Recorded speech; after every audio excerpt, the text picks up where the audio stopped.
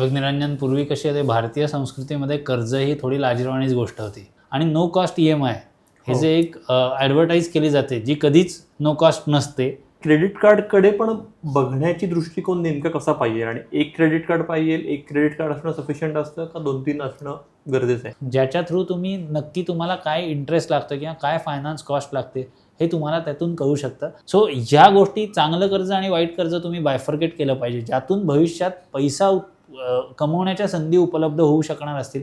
अशा प्रकारचं कर्ज हे चांगलं कर्ज आहे. म्हणजे इन्फॉर्म लिव्हरेज तुम्ही जर का घेतलं, जे टाटा, बिर्ला, अंबानी, बजाज यांनी आयुष्यभर घेतलं आहे. कारण आत्ता काय सवय आहे, तर तुम्हाला जास्तीत जास्त कर्ज घेण्याचीच सवय लागली आहे, सेव्ह करण्याची सवय नाही. म्हणजे 100रातले 5 रुपये का होईना बाजूला काढून ठेवावेत. लोकांच्या लक्षातच नसतं की आपल्या अनेक ॲसेट्स आहेत ज्या योग्य त्या रेटनी इन्व्हेस्टेडच नाही आहेत. तुम्ही तुमच्या कुटुंबाशी चर्चा करणं अपेक्षित आहे, कारण अनेकदा जेव्हा तुम्ही स्वतः प्रॉब्लेममध्ये असता तेव्हा तुम्ही मेंटली शट असता. म्हणजे तुम्ही कुठलाही विचार नाही करू शकत. म्हणजे मी म्हणतोच लोकांना गमतीने की तुम्हाला EMI सर्व करण्याची सवय लागली आहे, तशी SIP मध्ये इन्व्हेस्ट करायची सवय लावा. तरी पण आता एक जर असा मुद्दा आपल्याला करता आला की एखादं चांगलं कर्ज मी घेतोय, तरी पण ते उत्पन्नाच्या किती टक्के असणं हे चांगलं आहे? जर का मी 50-60% EMIलाच न्यायला लागलो, तर माझ्या 20% सेव्हिंग्स केल्यानंतर हार्डली 20% मला माझ्या कन्झम्पशनसाठी राहतात.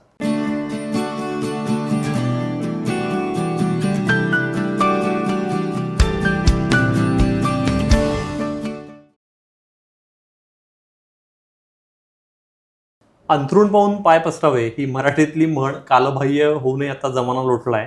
म्हणजे ती म्हण बदलून आज क्रेडिट कार्डचं लिमिट पाहून EMI ठरवावे का, अशी करावी का, अशी गत आली. म्हणजे आज सगळ्या गोष्टी EMIवर सहज उपलब्ध आहेत आणि त्याच्यामुळेच आपण सगळेच जण या कर्जाच्या विळख्यात, EMIच्या विळख्यात अडकत चाललो आहे का? जर तसं असेल तर यातनं बाहेर कसं पडायचं आणि कोणतंही कर्ज घेताना ते गुड डेट आहे का बॅड डेट हे कसं ठरवायचं, या सगळ्याविषयी आपण या एपिसोडमध्ये चर्चा करणार आहोत. विषय महत्त्वाचा आहे, दुर्लक्षित आहे, त्यामुळे शेवटपर्यंत नक्की बघा. नमस्कार, बिग बग्स पॉडकास्टमध्ये मी निरंजन मेढेकर तुमचं मनापासून स्वागत करतो आणि आपल्यासोबत आहेत बिग बग्सचे फाउंडर डिरेक्टर CA विपुल शाह. नमस्कार. विपुल, विषय महत्त्वाचा आहे आणि तसा खरंच दुर्लक्षित आहे, कारण आपल्याला हे कळतही नाही आहे, पण हळूहळू आपण सगळेच या EMIच्या चक्रात अडकत चाललो आहे का, असं तो आहे. म्हणजे आज जर बघितलं आपण तर कारपासून ते व्हेकेशनपर्यंत सगळ्या गोष्टी EMIवर उपलब्ध आहेत. तर मग या EMIकडे नेमकं बघितलं कसं पाहिजे? बघ निरंजन, पूर्वी कशी होते भारतीय संस्कृतीमध्ये कर्ज ही थोडी लाजिरवाणीच गोष्ट होती. तो अनेकदा पूर्वीचे हिंदी सिनेमे पण बघितले असतील तर सावकार काहीतरी कर्जासाठी येतो, घर घेऊन जातो आणि अशावरती अगदी ती स्टोरी दाखवायचं आहे. आणि ते थोडं मानसिकदृष्ट्याही थोडं अपमानजनकच समजलं जायचं की व्यक्तीला कर्ज काढायला लागतं आहे. हळूहळू ट्रेंड बदलत गेला आणि त्याच्यात आज अशी लोकांना ते अगदी अंगवळणीचं पडलं आहे. कर्ज सहज उपलब्ध होतं आहे, त्यामुळे खिशाला काय परवडणार आहे त्यापेक्षा किती हप्ता आहे याकडे लोकांचं लक्ष झालं आहे. बरं, याला एक टेक्नॉलॉजीची क्रांती पण, जसे मी म्हणतो पॉझिटिव्ह तशी निगेटिव्ह पण आहे. ही कर्ज अक्षरशः 2 मिनिटांमध्ये कागदपत्रांची छाननी किंवा तुमचा आधार किंवा बेसिक गोष्टी पटकन अवेलेबल आहेत. त्यामुळे फारशा गोष्टींची पूर्तता न करता आज ॲपद्वारे देखील कर्ज उपलब्ध आहे. त्यामुळे कर्ज सहज उपलब्ध असणं आणि त्याचं EMI कन्वर्ट होणं म्हणजे एक रकमी नाही ना, EMI थोडं थोडं करून भरायचं आहे. त्यामुळे लोकांना त्याची अगदी सहज सवय लागली आहे. हे दुर्दैवी आहे, पण हे सत्य देखील आहे. बरोबर. म्हणजे RBIच्या एका डेटानुसार गेल्या 50 वर्षातलं लोएस्ट सेव्हिंग सध्या भारतीय आणि विशेषतः मध्यमवर्ग करतोय. म्हणजे याआधी 1977 मध्ये जेव्हा इमर्जन्सी होती तेव्हाचा जो काही सेव्हिंगचा रेट होता आपला, तर तेवढी कमी बचत आज मध्यमवर्ग करताना दिसतोय. तर याचं मेन कारण आहे कर्जाकडचा ओढा वाढता, EMIकडचा वाढता ओढा, हे वाटते तुम्हाला? हो, नक्कीच. आणि ॲक्च्युली याची सुरुवात कशी होते, तर सुरुवातीला कर्ज चांगल्या गोष्टीसाठी घेतलं जातं. म्हणजे सगळ्यात पहिलं लोन घेतलं जातं ते, किंवा पूर्वी घेतलं जायला लागलं ते होम लोन म्हणून. आणि मी इन्व्हेस्टमेंटशी परत याचं रिलेशन लावतो की HDFC लिमिटेड नावाचा जो शेअर आहे, परत या माध्यमातून तो शेअर घेऊ नका, आता तर HDFC बँकेमध्ये मर्ज झाला आहे. पण भारतीयांची घर घेण्याकडची भारतीयांचा घर घेण्याकडचा ओढा त्यांनी लक्षात घेतला आणि त्यांनी तिथे कर्ज पुरवायला सुरुवात केली. आता यातून एक ॲसेट क्रिएट होते. सुरुवातीला हे चांगलंच कर्ज आहे, तुमचं स्वप्न पूर्ण होतं आणि त्यातून एक ॲसेट कुठेतरी क्रिएट होत असेल आणि त्याला किंमत आहे की उद्या विकाविषयी वाटलं मला की घराचा हप्ता नाही भरता आला तर मला घर विकता तरी येईल. तिथून ते सुरुवात होते. नंतर मग एक म्हणू की दळणवळणाचं साधन म्हणून कार लोनकडे तुम्ही आकृष्ट होता. त्याच्यानंतर मात्र मोबाईल, मग अगदी AC सुद्धा आणि नो कॉस्ट EMI हे जे एक ॲडव्हर्टाईज केली जाते जी कधीच नो कॉस्ट नसते, तिकडे तुमचा ओढा हळूहळू जायला लागतो आणि मग अशा प्रकारचा ट्रॅप क्रिएट होतो. आत्ता नुसतंच आपलं कन्झम्पशन कडे ओढा आहे आणि त्यामुळेच या गोष्टी घडतात असं नाही. तर मी जसं म्हटलं तसं की पूर्वी उत्पन्न आणि आजकालचं उत्पन्न यामध्ये लाईफस्टाईल इन्फ्लेशन जे आलेलं आहे त्याच्यामुळे कन्झम्पशनकडे असणारा ओढा, स्टेटस म्हणून केली जाणारी खरेदी, नीड्सपेक्षा वॉन्ट्सवरती केलं जाणारं स्पेंडिंग यामुळे हे कर्ज वाढत चाललेलं आहे. अगदीच. म्हणजे हे जे तू म्हणतोयस की स्टेटस म्हणून नवीन किंवा गोष्टी घेतात त्या ब्रँडेडच घ्यायच्या. तर मी सौरभ मुखर्जींचा एक पॉडकास्ट बघितला. ते किती मोठे आहेत, एक काय म्हणू आपण फायनान्शियल ॲडवायझर म्हणून आपल्या सगळ्यांना माहिती आहे. त्यांचं नवीन पुस्तकही आहे ब्रेक पॉईंट. तर त्या पॉडकास्टमध्ये ते म्हणले की तुम्हाला खोटं वाटेल पण माझं जे काही घड्याळ आहे ते मी 600 रुपयाचं वापरतो, तर मी कुठलेही ब्रँडेड कपडे वापरत नाही. तर मला वाटतं की हे सगळ्यांनीच समजून घेण्याची गरज आहे की आपण जे काही स्पेंड करतोय, जो काही खर्च करतोय ते फक्त दिखाऊपणासाठी आहे का त्याची खरंच गरज आहे आपल्याला. ॲक्च्युली तेच साधी राहणी उच्च विचारसरणी असं आपण पूर्वी म्हणायचो, तेच परत घड्याळ शेवटी काय तुमची वेळ दर्शवतं. पण ते तुमचं स्टेटस दर्शवायला लागलं आणि तुम्ही त्या ट्रॅपमध्ये असाल. तुम्ही अफोर्ड करू शकत असाल, तुम्ही अंबानी असाल तर तुम्ही 6 कोटीचं घड्याळ घालू शकता. पण तुम्ही जर का ॲस्पिरेशनल असाल आणि काहीतरी दिखावा म्हणून तुम्ही जर का EMIवरती एखाद्या स्टेटस म्हणून असणारी गोष्ट घेतलीत तर ती नक्की योग्य नाही. हां, ती गोष्ट जर का कालांतराने त्याची प्राईस वाढत जाणार असेल तर गोष्ट वेगळी. पण अनेकदा आपल्याला माहिती आहे की कन्झम्पशनच्या गोष्टींची किंमत ही हळूहळू घटत जाते. आणि हे जर का बघितलं तर बरं, ह्याला मोठं कॉन्ट्रीब्युशन सोशल मीडियाचं आहे. सोशल मीडियामध्ये आपला शेजारी दाखवतो की तो नुकताच परदेशी ट्रिपला गेलेला आहे किंवा त्यांनी महागडी कार घेतली आहे. त्याचे फायनान्सेस किंवा त्याचा पोर्टफोलिओ किंवा त्याचं गणित आपल्याला माहीत नसतं. पण आपल्यालाही इच्छा होते की आपण त्या ठिकाणी सहलीला जावं, महागड्या सहलीला जावं. मी अनेकदा हे सांगतो की भारत हा इतका संपन्न, सर्वगुणसंपन्न आणि विविधतेने नटलेला देश आहे की तुला समुद्र दिसेल तसंच तिथे भारतात तुला वाळवंट दिसेल. मग त्याच्यासाठी तुला आफ्रिकन वाळवंटात जायची गरज नाही, तू राजस्थानात पण ते जाऊ शकतोस. तुझ्याकडे छान बीचेस आहेत, त्याच्यासाठी थायलंडलाच जायची आवश्यकता नाही. अगदी गोव्यापासून अनेक ठिकाणी किंवा कोस्टल कर्नाटकाच्या सारख्या ठिकाणी देखील तुला थायलंडसारखेच बीचेस मिळू शकतील. स्वित्झर्लंडला जाऊन लोक आल्प्समध्ये बर्फाच्या राईड्स घेतात, त्या तुला काश्मीरला अवेलेबल आहेत पर्यटक म्हणून. आणि तुला जर का ट्रेकिंगची सवय असेल तर तुला टी राईड अगदी विविध ट्रेक्सला, जसं आम्ही बाली पास, हमटा पास असे वेगवेगळ्या ट्रेकला आमचं संबंध ऑफिसच गेलं होतं. तर अवघ्या 25,000त 5 लाखच्या युरोप ट्रिपचा फील येईल अशी ठिकाणं भारतामध्ये आहेत. मग तुला जायचीच गरज आहे का? तर नाही आहे. तर तू स्टेटस सिम्बॉल म्हणून स्पेंडिंग करण्यापेक्षा जर का ज्युडिशियस स्पेंडिंग केलं तर तोच अनुभव किंबहुना त्याच ताकदीचा अनुभव कमी खर्चात देखील आपल्याला मिळू शकत असेल तर तिकडे लक्ष द्यावं. जे सौरभ मुखर्जींनी सांगितलं की त्यांच्याकडे आज मला माहिती आहे की ते 1 कोटीचं घड्याळ देखील अफोर्ड करू शकत असतील, पण कदाचित ते 600 रुपयात त्याची घड्याळाची काम काय वेळ दाखवण्याची तेवढं करत असेल तर त्याकडे नक्की बघणं गरजेचं आहे. आता आपण थोडंसं क्रेडिट कार्डवर येऊया. क्रेडिट कार्ड हे प्रत्येकाकडे आज असतंच बहुतेक सगळ्यांकडे. तर मग क्रेडिट कार्डकडे पण बघण्याची दृष्टिकोन नेमका कसा पाहिजे? आणि एक क्रेडिट कार्ड पाहिजे, एक क्रेडिट कार्ड असणं सफिशियंट असतं का 2-3 असणं गरजेचं आहे? मी वैयक्तिक माझ्याकडे 2-3 आहेत, पण त्याच्या काही गोष्टी आहेत की पहिली गोष्ट म्हणजे मी 100% जे काय आउटस्टँडिंग असेल ते कायम भरतो.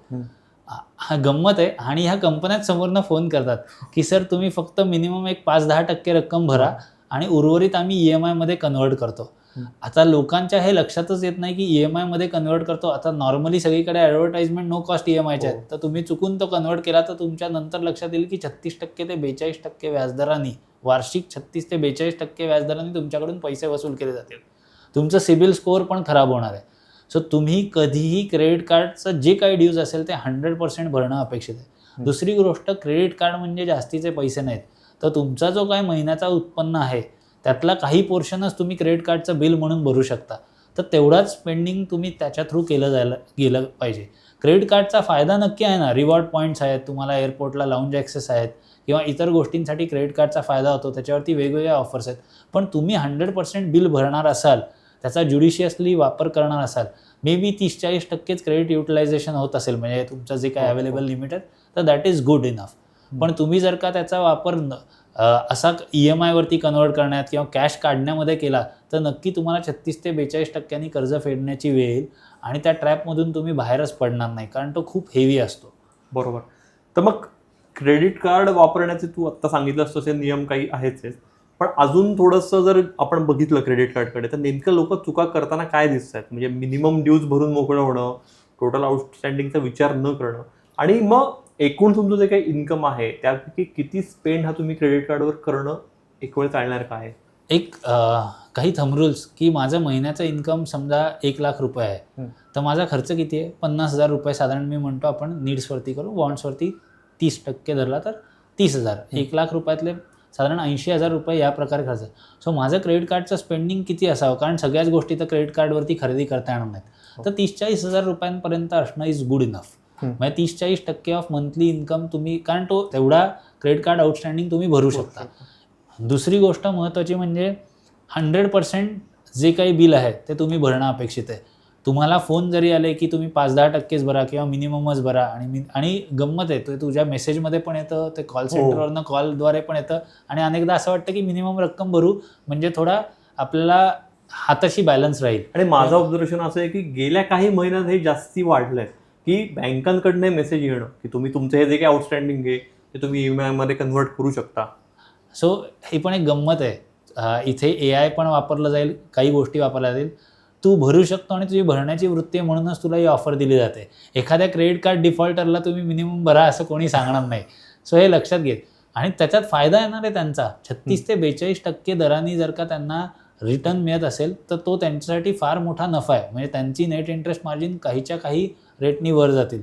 सो एखादा गुड बॉरर किंवा चांगला बॉरर, चांगला कर्जदार जर का ह्या प्रकारच्या गोष्टीला भुलून त्याला राजी झाला, तर बँकांना यामध्ये खूप नफा आहे, कारण तो कधीही ते कार्ड सेटल नाही करणार. चांगला कर्जदार कोण?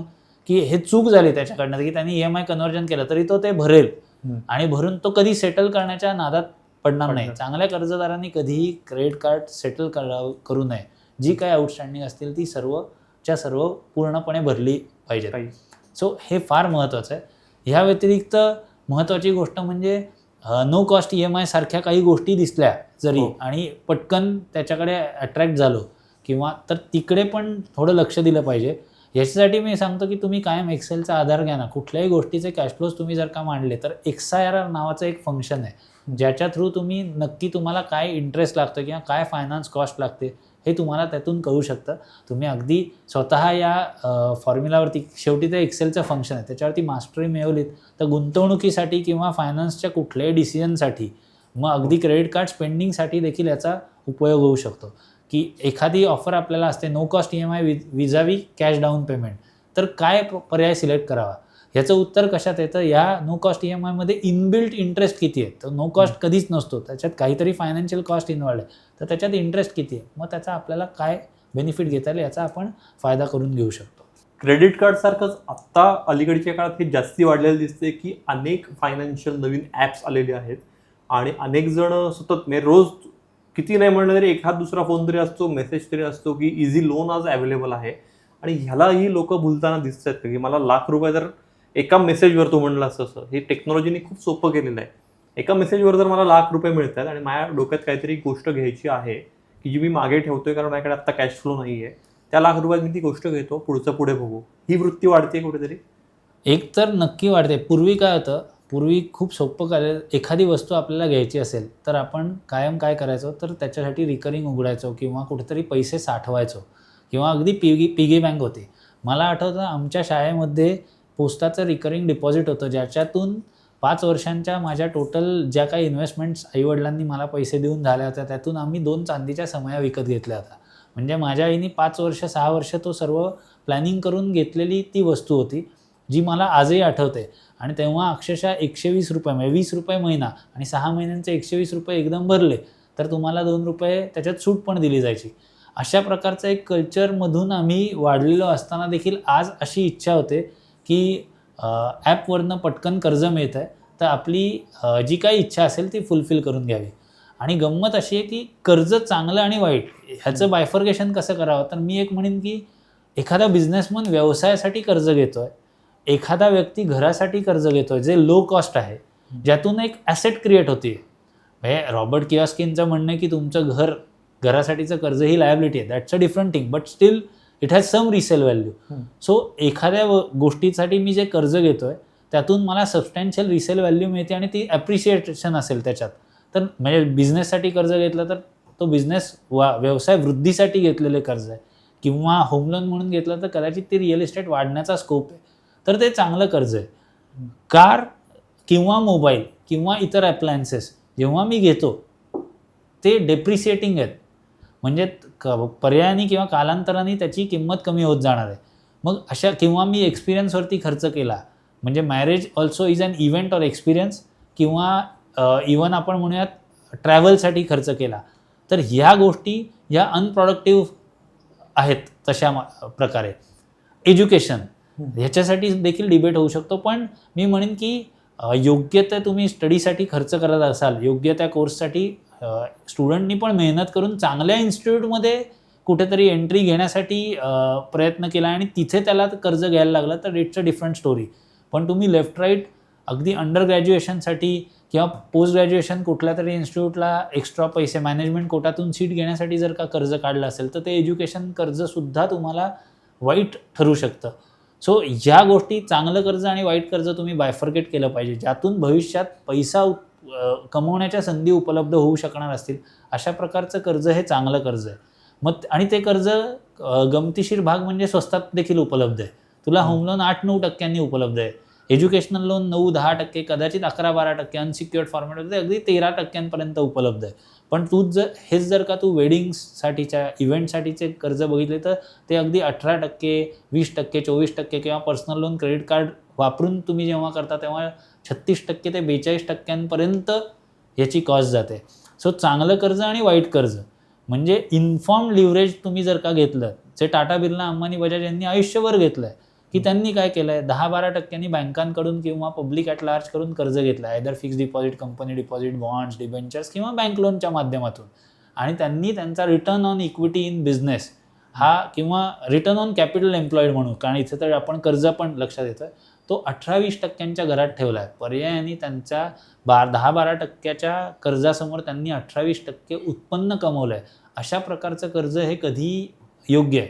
किंवा मी एखाद्या रिअल इस्टेटमध्ये कर्ज घेतोय 8% आणि ती रिअल इस्टेट 14-15% ग्रो झाली, जशी मी मागेही सांगितलं की रिडेव्हलपमेंट प्रॉपर्टीजमध्ये पुण्यामध्ये काही अशा प्रकारच्या संधी मला वैयक्तिकरित्या उपलब्ध झाल्या, त्यातून आम्ही खरंच खूप चांगल्या प्रकारची वेल्थ क्रिएट करू शकलो. तर ह्या प्रकारचं लिव्हरेज हे कधीही फायद्याचं आहे. सो हे समजून घेऊन कर्ज फायद्याचं ठरू शकतं जर का तुम्ही योग्य त्या ठिकाणी घेतलं तर व्यवसाय वृद्धी किंवा स्वतःच्या वाढीसाठी, आणि ते नुकसानीचं ठरेल जर का तुम्ही स्टेटस सिम्बॉल आणि महागड्या वस्तू खरेदी करण्यासाठी ज्यांची किंमत पर्यायाने कमी होणार किंवा महागड्या एक्सपिरियन्सेससाठी घेतलं तर ते वाईट कर्ज ठरेल. सो ते बायफर्गेशन असणं कायम लक्षात घ्यावं, आणि ते जर का तुम्ही घेतलं, त्याप्रमाणे तुम्ही स्टेप्स घेतल्या तर तुम्ही कधी कर्जाच्या विळख्यात अडकणार नाही. मला वाटतं हा मुद्दा खूप महत्त्वाचा आहे. म्हणजे गुड डेट आणि बॅड डेटमधला तू मला वाटतं फरक खूप चांगल्या प्रकारे सांगितलास. आता आपला पॉडकास्ट बघूनच समजा एखाद्याला हे रिअलायझेशन आलं की माझं जे काही कर्ज आहे हे बॅड डेट आहे, कारण ज्या मी गोष्टी त्याच्यावरनं घेतोय त्याच्या डेप्रिसिएटिंगच व्हॅल्यू आहेत आणि मी नाही म्हणता अडकत चाललो आहे त्या कर्जाच्या विळख्यात, तर त्यातनं बाहेर पडण्याच्या मग काही स्टेप्स तू सांगू शकशील? पहिलं म्हणजे स्वतःला सिक्युअर करा. मी म्हणेन की त्याला एक लॉंग टर्म रोडमॅप. त्याच्यासाठी सगळ्यात पहिलं तुम्ही किती पाण्यात आहात ते समजून घ्यायला पाहिजे. सो सगळी कर्ज कागदावरती लिहून काढा, त्याचा टेन्युअर, त्याचे EMI, त्याची कॉस्ट, हे सगळं एक कागदावरती लिहून काढणं अपेक्षित आहे. कारण तुम्ही किती पाण्यात आहात ते तेव्हाच कळणार आहेत. स्वतःची एक सेल्फ असेसमेंट करणं गरजेचं आहे. एकदा ते कळलं की बाबा माझ्यावरती बरंच मोठं कर्ज आहे आणि हायर डेट खूप जास्त आहे, हायर कॉस्ट डेट्स खूप आहेत, तर पहिला अटॅक तिकडेच करायचा. पण ते करण्यासाठी पहिल्या 1-2 महिन्यात सुरुवात कशी करायची, तर पहिल्या महिन्यापासून थोडी रक्कम बाजूला काढण्याची सवय लागला पाहिजे. कारण आत्ता काय सवय आहे, तर तुम्हाला जास्तीत जास्त कर्ज घेण्याचीच सवय लागली आहे, सेव्ह करण्याची सवय नाही. म्हणजे 100रातले 5 रुपये का होईना बाजूला काढून ठेवावेत. कशासाठी? आणि भले ते 7-8% गुंतवा किंवा ते सेव्हिंगमध्ये राहू देत, की ते माझे नाहीच, ही सवय लावायला सुरुवात केली पाहिजे. मग नंतर अटॅक करणार आहोत आपण की कशावर केला पाहिजे, तर हाय कॉस्ट डेट्स सगळी बंद केली पाहिजेत. आता ती करण्यासाठी 2 प्रकारच्या स्ट्रॅटेजीज आहेत. एक की तुम्ही सगळी हाय कॉस्ट डेट्स कम्प्लिटली बंद करा, किंवा दुसरं असं आहे की माझ्याकडे 20 कर्ज आहेत, तर छोटी कर्ज आधी मी फेडत गेलो, त्यांनी काय होईल, नंबर ऑफ कर्ज माझी म्हणजे जी कर्ज आहेत एकंदरीत ती कमी होते. आता तुम्ही ठरवायचं, माझ्यासारखी व्यक्ती थोडी ॲग्रेसिव्ह आहे आणि प्रयत्न मी करेन की हाय कॉस्ट डेट, कारण फायनान्शियली काय केलं पाहिजे तर हाय कॉस्ट डेट कमी केली पाहिजे. सो पुढच्या 10 ते 15 महिन्यांमध्ये पहिलं त्याच्यावरती अटॅक करून ती क्लोज केली पाहिजे. ती क्लोज करण्याचे मार्ग कुठले कुठले आहेत, तर जसं मी म्हणतो पहिली कर्ज लिहून काढलेत, तसंच तुमचं ॲसेट लायबिलिटी स्टेटमेंट तुम्ही पूर्ण लिहून काढलं पाहिजे. अनेकदा असं होतं की लोकांच्या लक्षातच नसतं की आपल्या अनेक ॲसेट्स आहेत ज्या योग्य त्या रेटनी इन्व्हेस्टेडच नाही आहेत. म्हणजे एक्झाम्पल द्यायचं सांगतो की एखादा व्यक्ती स्वतःची एखादी इन्शुरन्स पॉलिसी असेल जिचा परतावा हार्डली 6% मिळणार आहे हे त्याला माहिती आहे. आता तिला आणि त्याला काही लोन मिळू शकतं, तुला माहिती असेल तर LIC पॉलिसी किंवा काही इन्शुरन्स पॉलिसीजवरती लोन मिळू शकतं. आता त्या गोष्टीवरती परतावा मला 6%, मला कर्जसुद्धा स्वस्तात ते 6.5, 7, 8% मिळू शकतं. व्हेअरएज इथे माझं कर्ज 24% ते 30% चालू आहे, तर मी त्या पॉलिसीवरती कर्ज काढू शकतो. कदाचित मी FD असेल मला अवेलेबल असेल तर तो मी काढून ते करू शकतो. कदाचित एखादी रिअल इस्टेट असते छोटीशी का होईना, ज्याच्यावरती गेले 8-10 वर्ष मला परतावाच मिळालेला नाही, पण मी ते विकण्याचा प्रयत्न देखील केलेला नाही. सो माझ्या अशा काही ॲसेट्स ज्या इलिक्विड आहेत, ज्याच्यातनं रिटर्न्स नाहीत, अशा गोष्टींकडे फोकस करून मी ती कर्ज नॉक ऑफ करू शकतो. नक्कीच हे अनेकदा दुर्लक्षित केलं जातं किंवा आता हे योग्य नाही. PF हा रिटायरमेंटसाठी आहे, पण तुम्ही जर का 30% कर्ज भरत असाल तर PFचं थोडंफार विड्रॉवल करून ते नॉक ऑफ करणं देखील गरजेचं आहे, कारण PF तुमचा 8-8.5% ग्रो होतोय, व्हेअरएज तुम्हाला 30% कर्ज तुम्ही उचललेलं आहे, तर ते कुठेच व्यवहार्य ठरत नाही. अशा वेळेस कदाचित नातेवाईकांकडनं कमी दरात कर्ज किंवा अगदी घरच्यांकडनं, भले त्यांना 8-10% FDचं व्याज दिलेलं तुम्ही परवडू शकता, पण हे कर्ज नॉक ऑफ करता येतं का, असे काही गोष्टींचा इनोव्हेटिव्ह विचार केला पाहिजे. सगळ्यात एक सोपा उपाय असतो की ही सर्व कर्ज तुम्ही कन्सॉलिडेट करू शकता का. म्हणजे कसं काय, तर समजा माझी 5-6 पर्सनल लोन्स चालू आहेत आणि माझ्याकडे होम लोन पण चालू आहे, तर मग होम लोन टॉपअप हा एक चांगला पर्याय होऊ शकतो या केसमध्ये, की त्याच्यावरती थोडा टॉपअप काढून, कारण तुम्ही कर्ज गृहकर्ज पूर्वी घेतलेलं असतं, त्यानंतर घराची व्हॅल्यू वाढलेली असते. सो होम लोन टॉपअप हा एक समर्थ पर्याय ठरू शकतो की जिथे तुम्हाला कमी दरात आणि दीर्घकालीन कर्ज मिळणार आहे, जेणेकरून तुमचे EMIs पण इझिली सर्व होऊ शकतील आणि ही जी कर्ज आहेत ती पण कमी होतील. आता हे जसं तुम्ही करत जाल तसं हे करत असताना नॅचरली तुम्ही एका ट्रॅपमध्ये असल्यामुळे तुमची SIP सुरू नाही आहे, तुम्ही साईडला पैसे नाही काढत, तर जी पहिल्या महिन्यात सवय लागली की 5% किंवा ₹1,00,000 इन्कम असेल तर 5,000 तरी बाजूला काढायत, आता तुम्ही SIPकडे बघितलं पाहिजे. असं करत करत हळूहळू तो कॉर्पस बिल्ड करता येईल. कुठल्याही मी असं म्हणतो आयुष्यातलं असं कोणतंही संकट नाही दैवयोगाने की त्याच्यावरती माणसाला आपल्या बुद्धीने किंवा योग्य प्रकारे मात करता येणार नाही. मनुष्य हा सतत या प्रयत्नात असतो, तर तुम्ही योग्य अप्रोच ठेवला तर हे सहज शक्य आहे. आणि चुका झाल्यात आता त्याला कवटाळून बसून किंवा दोष देत बसून उपयोग नाही, तुम्हाला नेक्स्ट स्टेप घेणं गरजेचं आहे. कर्ज झालंय मग त्याबद्दल मी म्हणेन की दुःख करत बसण्यात काही पॉईंट नाही. त्याच्याऐवजी तुम्ही ॲसेट लायबिलिटी स्टेटमेंटमध्ये रिअसेस करून जर का हे बघितलं तर ते सहज शक्य आहे. आणि गंमत आहे याच्यासाठी अगदी तुम्ही तुम्ही तुमच्या कुटुंबाशी चर्चा करणं अपेक्षित आहे, कारण अनेकदा जेव्हा तुम्ही स्वतः प्रॉब्लेममध्ये असता तेव्हा तुम्ही मेंटली शट असता, म्हणजे तुम्ही कुठलाही विचार नाही करू शकत.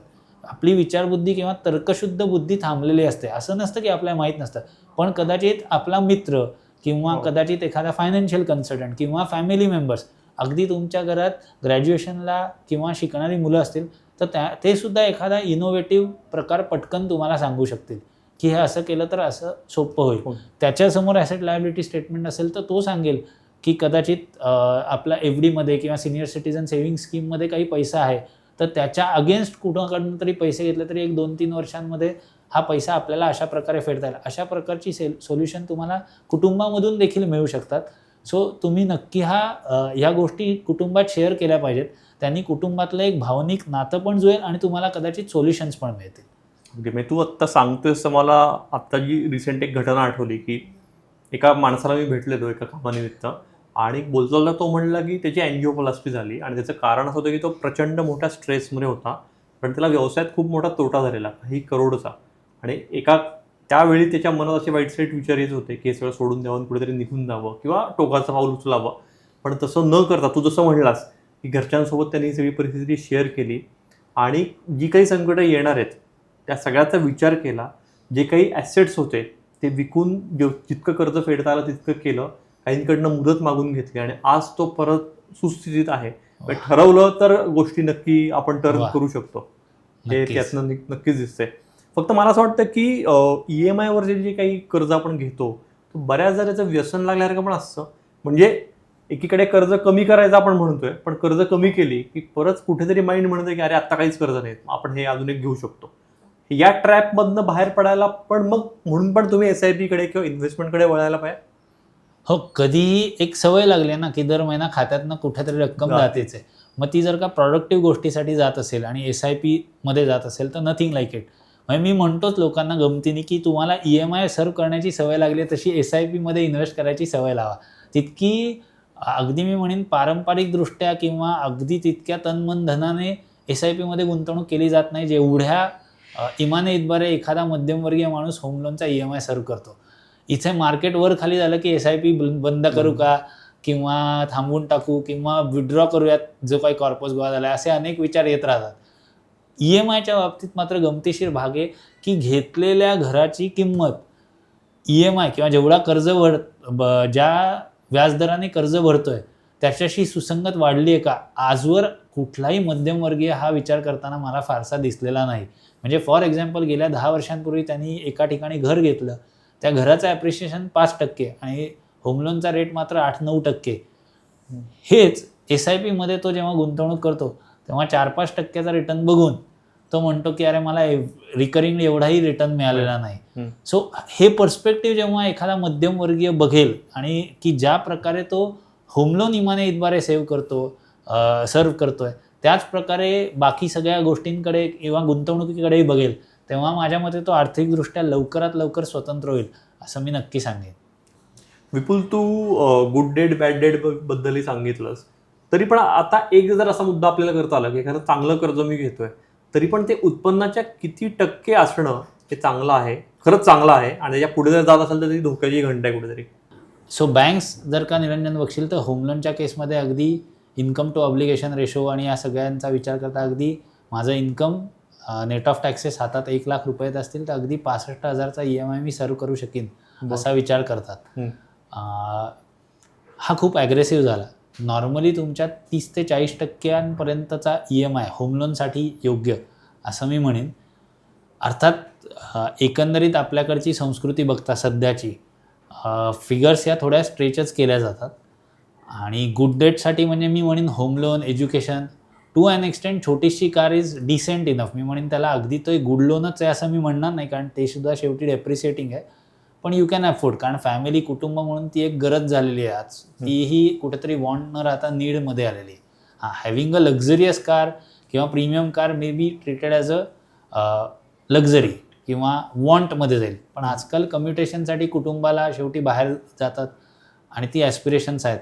त्यामुळे एज्युकेशन लोन, कार लोन किंवा होम लोन हे सगळं मिळून 50 ते 60% हा सुद्धा थोडा ॲग्रेसिव्ह विचार आहे, पण तिथपर्यंत हरकत नाही जर का गरज असेल तरच. कारण शेवटी मग आपला जो नीड्स, वॉन्ट्स आणि सेविंग्सचा जो फॉर्म्युला आहे तोही कुठेतरी डिस्टर्ब होणार आहे. जेव्हा आपण याकडे विचार करतो तेव्हा नीड्ससाठी 50% खर्च, 30% वॉन्ट्ससाठी आणि 20% माझा सेविंग्ज रेट आहे. जर का मी 50-60% EMIलाच न्यायला लागलो तर माझा 20% सेविंग्स केल्यानंतर हार्डली 20% मला माझ्या कन्झम्पशनसाठी राहतात. सो हे लक्षात घेतलं पाहिजे. मग त्यासाठी माझी लाईफस्टाईल तशी पाहिजे किंवा उत्पन्नाचे स्रोत पण तसे पाहिजेत किंवा उत्पन्नाची लेवल पण तेवढी पाहिजे.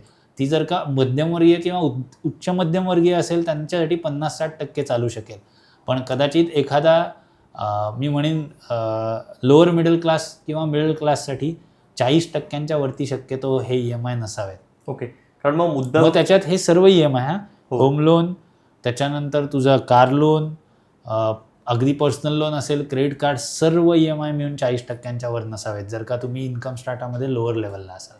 हे बऱ्याचदा असंच होत असेल मग की जर होम लोन आणि कार लोनच जर तुझं 60%पर्यंत जात असेल, 20% सेव्हिंग झालं तर 20%त काही भागत नाहीये म्हणून मग पर्सनल लोन काढली जातात. हो, आत्ता हे असं तू म्हणतो ते अगदी बरोबर आहे की याच प्रकारे हे केलं जातं. लक्षातच येत नाही की आपली मग चुका कुठे होत आहेत. मग अशा वेळेस मी लोकांना सांगतो की मग तुमची कार लोनसुद्धा तुमच्या ॲस्पिरेशन म्हणून तुम्ही जास्त घेतलं आहे, तर थोडा कुठेतरी ब्रेक घ्यायला लागेल. मग अशा वेळेस काय करायला लागेल, खरं सांगशील तर हे चुकीचं आहे, पण तात्पुरत्या का होईना SIP थांबवायला लागतील. कारण का, तर तुम्ही जी गुंतवणूक करताय त्याचा रेट ऑफ रिटर्न काय आहे, तर तो कमी आहे कम्पेअर्ड टू क्रेडिट कार्ड किंवा पर्सनल लोन.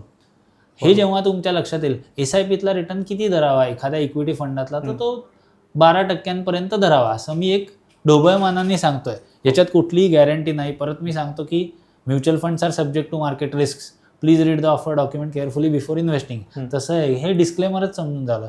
पण मी 12% धरतोय आणि जर का माझं पर्सनल लोन 18% पासून अगदी 36% जाणार असेल, तर इट्स ऑलवेज बेटर की मी तात्पुरती SIP थांबवावी, पहिलं कर्ज फेडावं आणि नंतर पुन्हा ती SIP सुरू करावी, किंवा मग पुढच्या बोनसेसमधनं किंवा या गोष्टींमधनं ॲग्रेसिव्हली जो काही कॉर्पस मी मिस केला आहे तो परत क्रिएट करावा.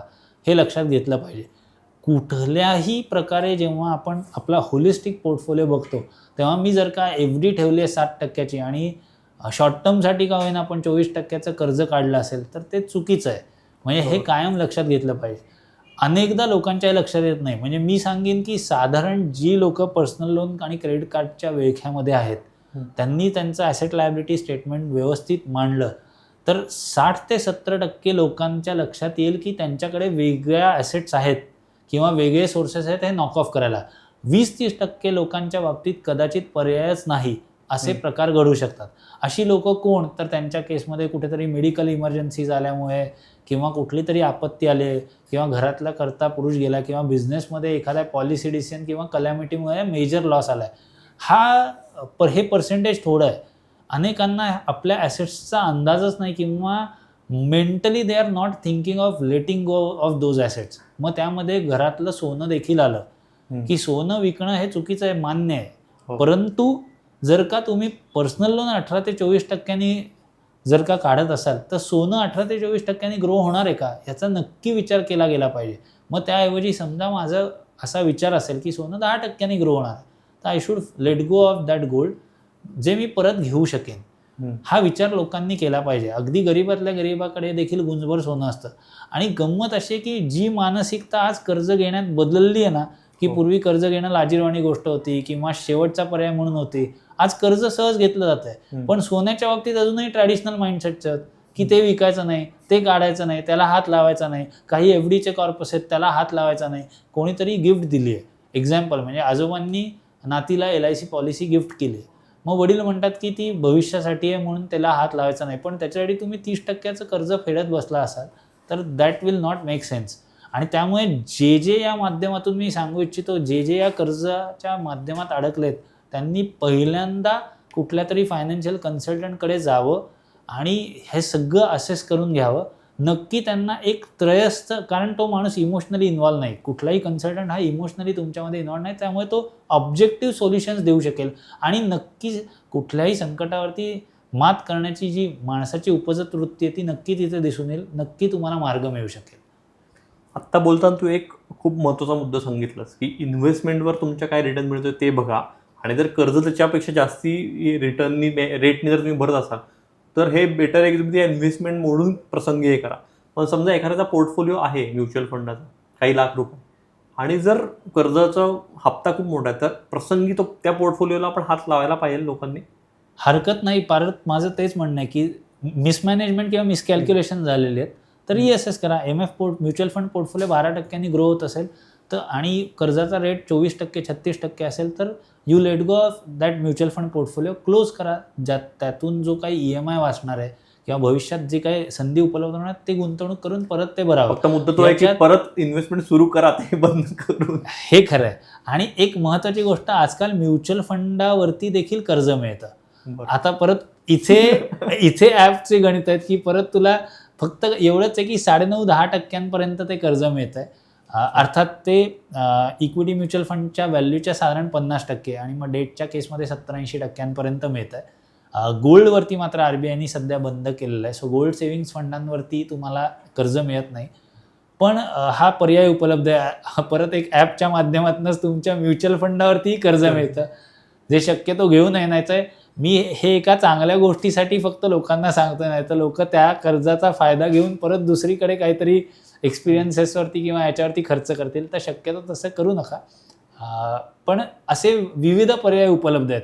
LIC पॉलिसीवरती कर्ज आहे, मे बी तुमच्या प्रॉव्हिडंट फंडामधून काही विड्रॉ करता येत असेल, PPF 15 वर्षानंतर मॅच्युअर झाली असतील, म्हणजे बऱ्याचदा रिन्यू केलं जातं, तर तिकडे पण रिअसेस केलं पाहिजे, कारण हे बघितलंच जात नाहीत. म्हणजे ह्याचं सगळं गणित परत तू म्हणशील तर मूळ फायनान्शियल प्लॅनिंगच्या स्टेप्स, की सगळ्यात पहिली स्टेप आहे की वेअर यू आर राईट नाव.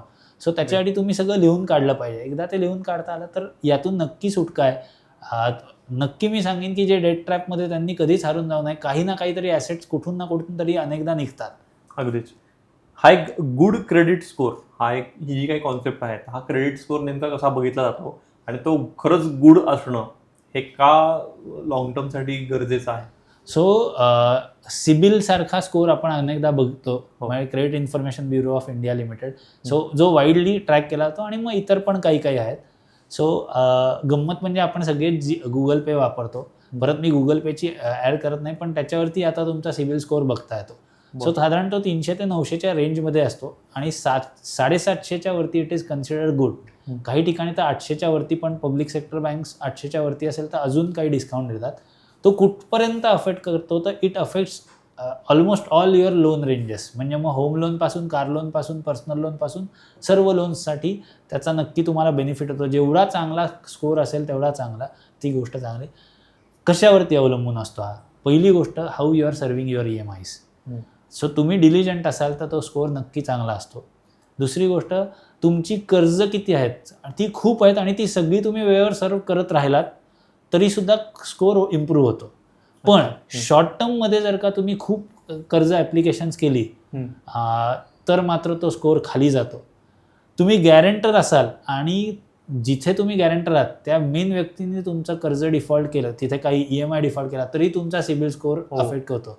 त्यामुळे तुम्ही गॅरेंटर असाल तर ती देखील काळजी घेतली पाहिजे की तुम्ही जिथे जिथे गॅरेंटर असाल त्या सर्व व्यक्तींनी कर्ज योग्य वेळी भरलेली आहेत किंवा नाहीत. ह्या सगळ्या गोष्टी तुमच्या क्रेडिट स्कोरवरती इम्पॅक्ट करतात. आणि ह्याची हिस्ट्री मी जसं म्हटलं तसं गुगल पेवर अवेलेबल आहे फ्री.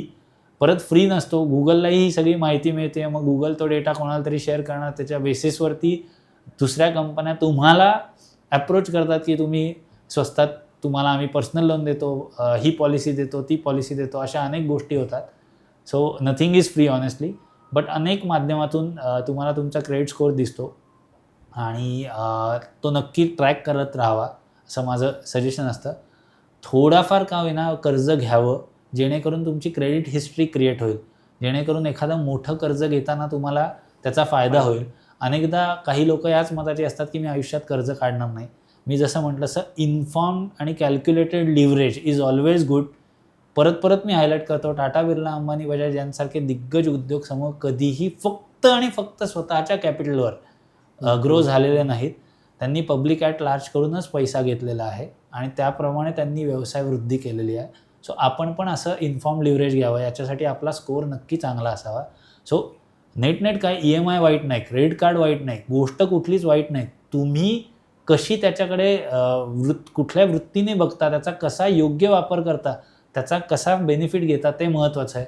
आज माझ्यावरती मी रिडेव्हलपमेंटला जाईल अशा रिअल इस्टेट घेताना अनेकदा कर्ज घेतलं आहे. सो माझ्यावरती सबस्टॅन्शियल कर्ज आहे, पण माझा इन्कमच्या 50% पेक्षा जास्त EMI नाही, हे या माध्यमातून मी सांगू इच्छितो. आणि माझ्या कर्जाचा रेट ॲव्हरेज 8 ते 9% आहे, व्हेरॅज मला मिळणारे रिटर्न हे 15-20% घरामध्ये आहेत. सो ह्या प्रकारचं लिव्हरेज एखादा घेऊ इच्छित असेल तर त्याचा नक्की त्याला फायदा होईल. ओके. एकच क्वेरी आहे फक्त, की जर पर्सनल लोन्स असतील तर ती जर फोरक्लोज केली आपण तर क्रेडिट स्कोर अफेक्ट होतो का? आणि तसंच अजून एक याला जोडून की क्रेडिट कार्डाचं जे काही बिल आहे ते तू म्हटलं तर एकदा पूर्ण आउटस्टँडिंग भरलं पाहिजे, तर त्या शेवटच्या तारखेला भरलं तरी पण काही क्रेडिट स्कोर अफेक्ट होतो का? सो ड्यू डेट जी असेल तुम्हाला सांगितलं आहे तिथपर्यंत भरलं, त्या दिवशी भरलं तर अडचण नाही. त्याच्या पुढे गेलं तर तो डिफॉल्टमध्ये जाणार आणि तुमचा सिबिल स्कोर खाली येणार. एक. दुसरी गोष्ट, पूर्ण भरणं अपेक्षित आहे. तुम्ही पार्शल भरलं तर तुमचा क्रेडिट स्कोर अफेक्ट होतो. म्हणजे तुम्ही 65% किंवा 10% भरलं तर क्रेडिट स्कोर अफेक्ट होणार. व्याज तर भरायचंच आहे, प्लस क्रेडिट स्कोरही खाली जाणार. त्यामुळे अशी चूक अजिबात करू नये. तिसरी महत्त्वाची गोष्ट, तू फोरक्लोजर हा शब्द वापरलास. फोरक्लोज म्हणजे फॉर एक्झाम्पल कुठलं तरी आउटस्टँडिंग आहे, तुला क्लोज करायचं, तर पूर्ण पेमेंट करा. सेटल कधीही करू नये. तुम्ही सेटल केलं तर तुमच्या आयुष्यभरासाठी तुमच्या क्रेडिट हिस्ट्रीमध्ये तो डाग दिसतो आणि तुमचा स्कोअर पण इम्पॅक्ट होतो. पूर्वी हे चालायचं 2000च्या काळात, कारण तेव्हा तेवढं फायनान्शियल अवेअरनेस नव्हता, तेवढा डेटा मायनिंग किंवा डेटावरती जोर नव्हता. आजही ते जुनं सेटलमेंटही दिसतं, पण तरी बँका ते ॲक्सेप्ट करत होते. पण आत्ताच्या काळात सेटलमेंट करणं हे यासारखं दुसरं चुकीची गोष्ट नाही. That should be thought of as a last resort. जेव्हा तुम्ही पूर्णच खरंच दुर्दैवानी म्हणजे पे करण्याच्या कपॅसिटीतच नसाल तरच तुम्ही सेटल करावं. अदरवाईज तशी चूक कधीही करू नये.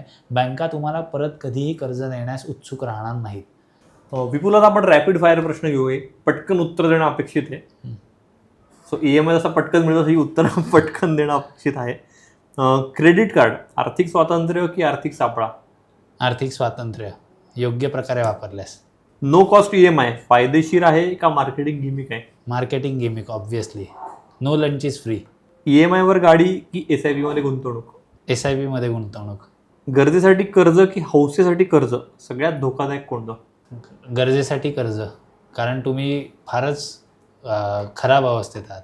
मिनिमम अमाऊंट ड्यू एवढंच भरणं ही सुविधा आहे का संकटांची सुरुवात आहे? संकटांची सुरुवात.